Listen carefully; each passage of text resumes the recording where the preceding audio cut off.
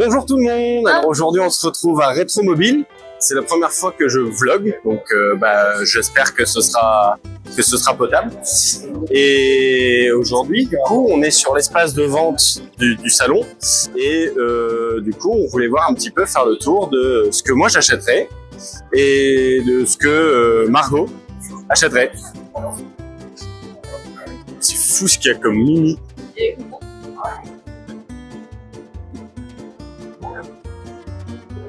Tu partirais là-dessus?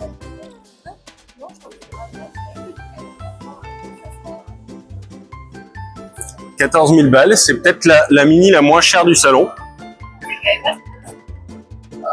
La place. Quand même. Ouais, c'est vrai. En vrai, à l'arrière, t'as plus de place que dans la MGB GT, par exemple. On voit ce machin, c'est tout petit, mais quand même, il y a de la place.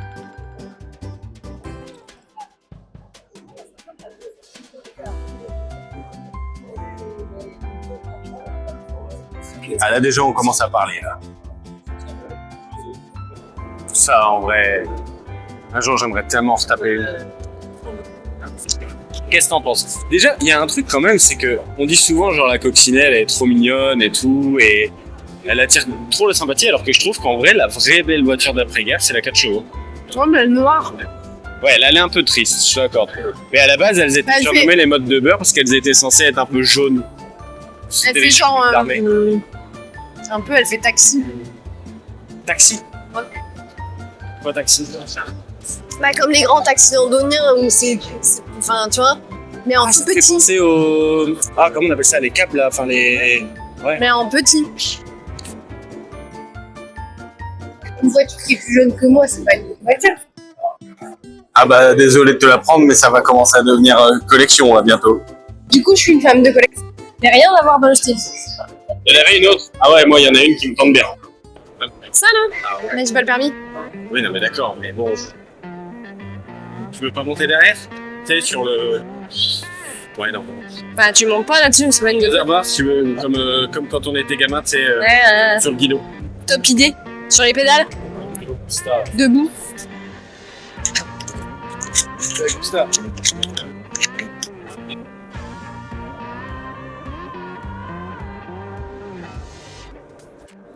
Dans le style vieux. Aïe aïe aïe, qu'est-ce qu'il y a même ça? Oui. La XK? Ah bah ouais. Bien. Qu'est-ce qui ferait que tu pourrais prendre ça? Parce que c'est ultra intimidant en fait. Même moi je suis pas intimidé. Bah non, parce que je le vaux bien.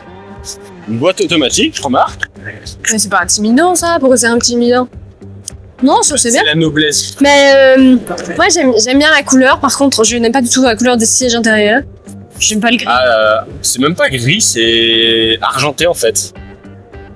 Puis alors ça a une odeur. Oh god.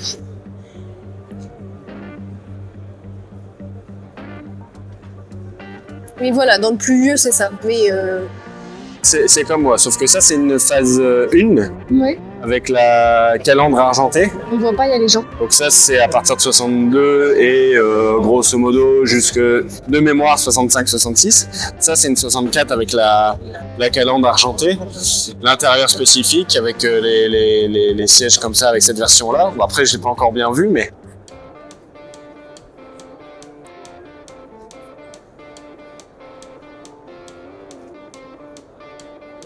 Ah, c'est pas tout à fait... mais après... Je trouve en blanc. Oui, je me suis trompé de voiture, quoi. Je sais quand même. Oui, c'est bon. Ouais, bon, tu l'as pas acheté pour moi, je l'ai acheté pour toi ta voiture. Ah ouais, mais toi tu préfères en blanc. Pourquoi? Parce que ça fait plus... Ah, ça lui, ça fait plus calme. Ah oui, luxe. Ça fait plus lumineux, ça fait plus Tu solaire. préfères le côté classe Ouais. au côté British Racing, tu vois. Oui, mais tu m'as demandé c'était quoi le premier critère? La classe. T'es séduite par les Auto Bianchi.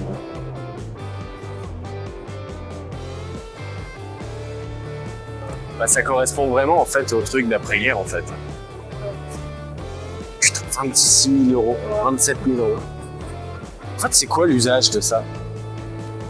Tu roules pas vraiment avec ça, quoi. Après, ça se vend comme des petits pains.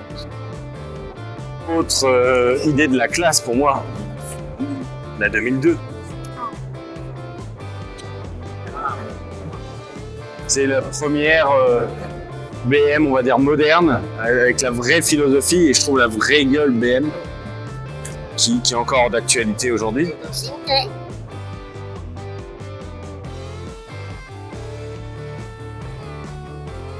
Là, on vient de passer devant 2 MGB qui sont vendus quand même à 25 000 balles. Et en vrai, même moi, je trouve que ça commence à devenir sérieusement cher. Je sais pas, dites-moi ce que vous en pensez dans les commentaires, parce que à 25 000 euros, on commence à trouver des choses aussi bien chez Triumph que, enfin, il y a des choses intéressantes ailleurs, quoi. J'ai quand même quelque chose à compenser, parce que ça, en vrai. À côté, elle est nulle. Je sais pas, c'est pas la même. C'est pas la même chose, quoi. 15 000 euros et vous repartez avec une sorte de mini GTI dans la veine des premiers turbos. 15 000 balles, franchement. Bah, ouais, en vrai, il y a ça. Hein.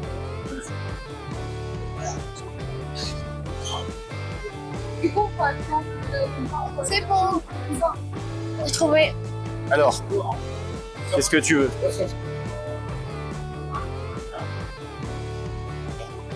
Pour me faire conduire, c'est la Rolls-Royce. La Rolls là-bas, Santo. Ouais. Tu veux pas ça? Hein? L'auto Bianchi, turbo. Non, j'aime pas du tout. C'est pas mon goût. Je pense pas que ce soit une voiture de nana, j'en sais rien. C'est ça ton cliché? C'est quoi une voiture de nana? Bah, je sais pas, une mini. C'est une voiture de nana, non? D'accord. Non, mais pas pour moi, hein, pour les gens. Hein. Oui. Moi, j'aime pas. Ça, c'est ma voiture. Ah oui. Ah oui. Tadam! Regarde, elle va bien avec moi, regarde, regarde. Hop, j'avance comme ça. Hop, hop, hop. Je monte dans la voiture. Je sais pas ce que c'est. T'aimes pas le volant? Non. C'est con, c'est tout ce que j'aime. Je comprends pas pourquoi il est noir alors que tout le reste est marron. Pour moi, J'aurais dû faire un rappel bois. Ouais. Comme sur les Jaguars, genre les volants Ouais. des XK en boisé. ouais. T'aimes bien la couleur? Parce que ça fait chic. Le bleu et le marron, ça fait chic. C'est vrai que l'ensemble est sympa. 25 000 euros, hein. C'est forcément une américaine avec les pare-chocs, avec le bout en caoutchouc. Les longues portées, c'est un peu symptomatique aussi. Je me demande même si ces feux-là, bon là ils sont un peu abîmés, mais je me demande si ces feux-là c'est pas aussi propre au modèle américain. Un paquebot devant, mais c'est pas non plus un grand paquebot. Tu dois faire tes créneaux avec. Ouais. Bah, en soi c'est une voiture vachement moderne. Oui, mais parce que moi j'aime bien les voitures vachement modernes. Et puis, d'ici décapotable, notre réal décapotable. Que elle m'irait bien. Est-ce qu'elle tirait bien? Il n'y a pas de bip bip de recul hein, là-dedans. Hein. Mais je conduis bien. Attends, tu commences le truc en disant ouais c'est quoi la voiture de nana et maintenant il faut un bip bip de recul pour une meuf. Ah non, mais c'est gros quoi. Alors ça tirait bien, mais moi perso, je la prendrais pas en 560, je la prendrais plus en 300 SL. Tu m'as demandé celle que je veux sur le salon, c'est celle-là. Ah oui, non mais d'accord. Voilà, et celle pour me faire conduire, je sais pas où elle est. Donc en fait, j'ai acheté une MG pour rien. Bah, excuse-moi, mais c'est plus imposant. Mais c'est pas une B, ça, c'est une mid-jet. Oui, mais je m'en fais, ça pète plus la classe. C'est pas la classe. Donc, le critère numéro 1, finalement, c'est la classe. Ça pète la classe. Critère numéro 2, du coup, la maniabilité. Ouais, genre si je m'imagine la conduire, sinon ça n'a aucun intérêt. Ok. Hein, et le critère numéro 3, Ouais, un truc que je pourrais acheter un jour de ma vie. c'est vrai. Mais ça, c'est carrément achetable pour le coup. Donc qui coûte pas 300 000 balles. Oui, ça, c'est carrément achetable. Bah oui, voilà. Ok. On a un gros dilemme là. C'est plus classe. Ça ou la 500 SL de là-bas? Bah, la Mercedes. On sera jamais d'accord. Tu veux que je te montre moi ce qui m'intéresse? D'accord. Regarde, je te montre la prochaine de la maison. Alors là, on commence à rentrer dans le coin que j'aime bien. En particulier, avec ça. La Karmann Ghia chez Volkswagen. Je trouve que c'est simple, c'est la plus belle voiture de chez Volkswagen. Évidemment, avec un styliste italien, ça pouvait être que chouette. C'est vrai qu'elle est jolie. Mais la couleur, elle reflète pas du tout bien sur le téléphone. C'est vrai que la couleur, là sur l'écran, elle est pas folle. Mais et je trouve qu'en vrai, 25 000 €, bah, ça les vaut. Petit détail, des lève-vitres tout petits comme ça, chromés avec le cerclage. Le manivelle. Ouais. Je trouve ça trop mignon. Ça me donne envie de mettre mes doigts dedans. En vrai, cette petite Renault 15 TS, je l'adore. Bah non, à côté, il y a ça. C'est mieux. Moi, je préfère ça. Non, c'est pas vrai. Je préfère quand même la Mercedes. Mais en fait, c'est juste que je trouve que on commence à les remettre un petit peu en état. Il commence à y avoir à nouveau des restaurations sur ces voitures-là. Et je trouve qu'elles le méritent vraiment parce que elles font vraiment partie de ce patrimoine-là. À l'époque où Renault faisait des choses assez intéressantes, aussi bien en tant que design que même les 25 après, c'était des choses qui étaient intéressantes. Et les intérieurs sont vraiment chouettes. Regarde. Et en vrai, même moi, je suis gavé de voir des MGB partout. Et avec ça, là, tu dois faire un créneau.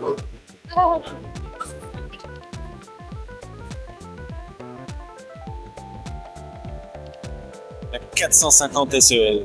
C'est un bac. Voilà, regarde, ça, c'est vraiment typique des gros pare-chocs américains. Ouais, ça, c'est tout. C'est fou comme il y a eu d'imports américains en fait sur les SL. Montre-moi, t'hésitais avec quoi pour la Mercedes? Parce qu'évidemment, on va repartir avec la Mercedes, c'est sûr. Non, en vrai, j'aime bien celle-là, mais elle fait un peu gris tuning. L'Audi? Elle fait un peu gris tuning, alors je trouvais que ça m'allait pas. Genre, et ça vraiment, c'est ta cam? Ouais, je trouve que ça fait très. Je sais pas, film. Genre gris. Genre? Genre avec les boutons en cuir gris, tu vois. Grise, mais c'est pas du tout américain. Ça, c'est pas américain. Ah bah non. Ah bah non, c'est italien. Ah non, c'est allemand. Ah bon? Ouais.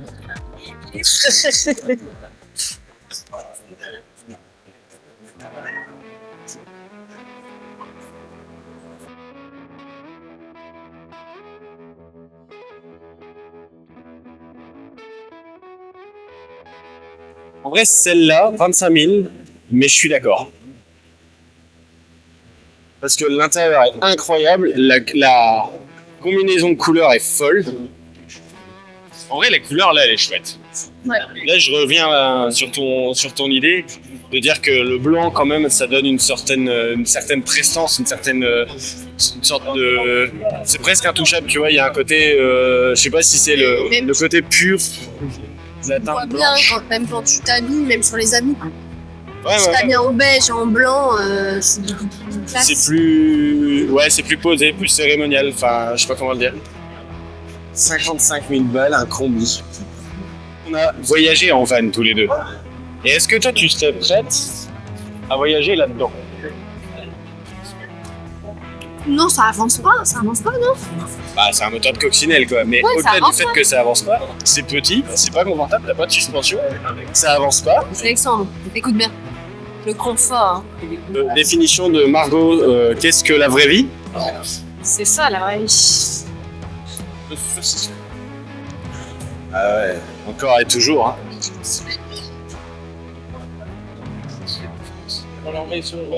Bon, du coup, après ce tour des voitures à vendre, tu restes sur ta SL, ta Mercedes. Le monsieur là-bas, il a des grosses taquettes. J'adore ce moment. Il a l'option roue flaquette. Eh ben écoute, moi en vrai je vais rester sur la Karmann Ghia parce que je trouve qu'elle a un charme qu'on n'a pas. Ok, je viens de changer à l'instant d'avis.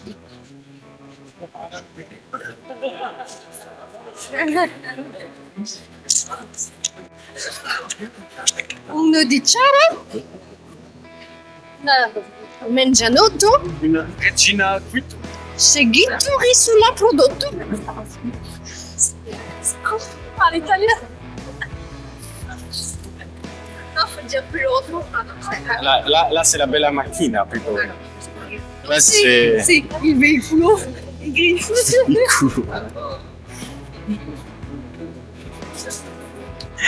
Bon, du coup, j'ai triché, puisque l'alpha n'était pas à vendre.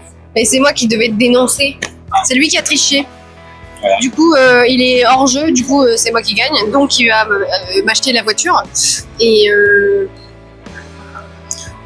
Et sinon, ça t'en penses quoi? J'ai pas le bras assez haut. Oui, mais elle est toujours pas à vendre. Non, mais d'accord, mais bon, là, on va te faire du calme. J'ai l'air mini. Ben alors du coup il n'y a pas marqué le prix, mais moi je reste sur la petite alpha là derrière. Si j'ai pas de sous ou moins de sous, la Karmann Ghia. Parce que j'avoue que bah, finalement, est-ce que c'est pas une Giulietta du pauvre? Ouais, je garde mon avis. Toi tu gardes des Mercedes. Oui. Bah comme quoi, finalement c'est moi qui prends la petite et elle qui prend la grande. Donc hein, les préjugés. Quoi? C'est ça le projet. Le vrai projet il est là. Ça te plaît. Bon, c'est pas trop mal. Tu veux une... Tu pars vraiment sur une Lotus? Non, mais ça ressemble un peu à une Alpine. Mais par contre, le côté c'est- paillettes, là, c'est dégueulasse. C'est le goût alpine qui ressort là en fait.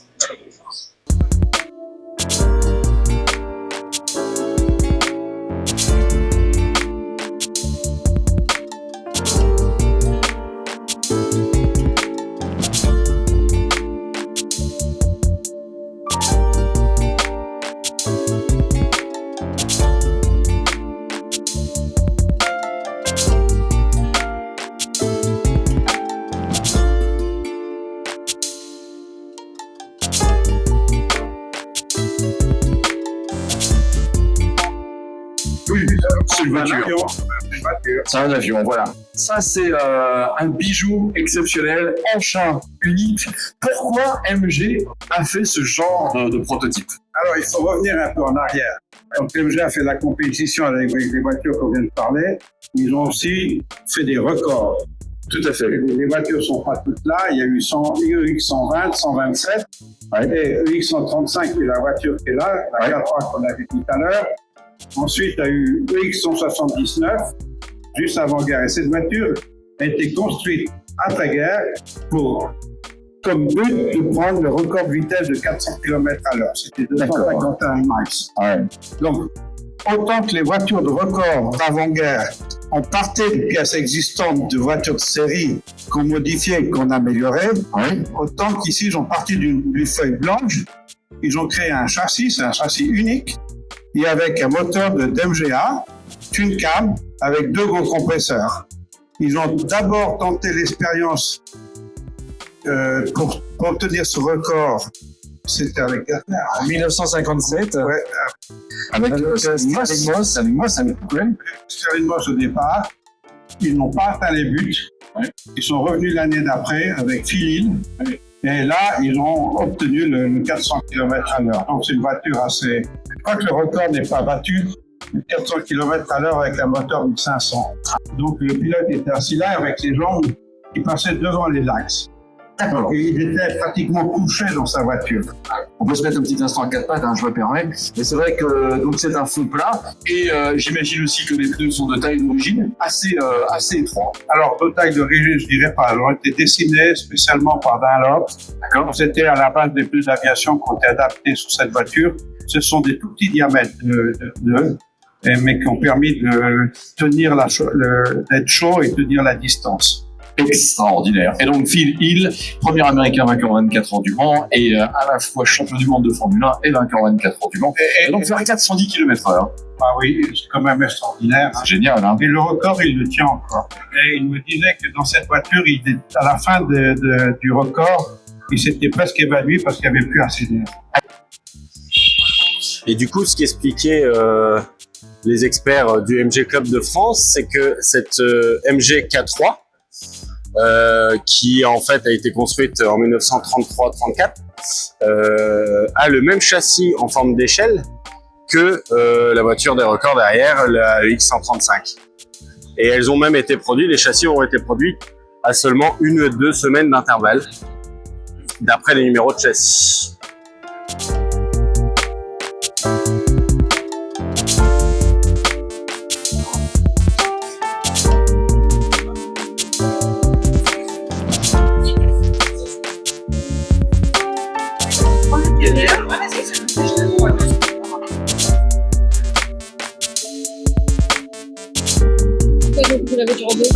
Pourquoi ils ont coupé la bagnole en deux? Et ben en gros c'était au salon de l'auto au début des années 60, je crois, 60-61. C'était au salon de l'auto qu'ils ont sorti ce truc de la voiture coupée en deux pour montrer en fait toutes les innovations. Et donc pour montrer ça, élément marketing, ils ont coupé une bagnole en deux. C'est bête parce que la couleur est vraiment chouette.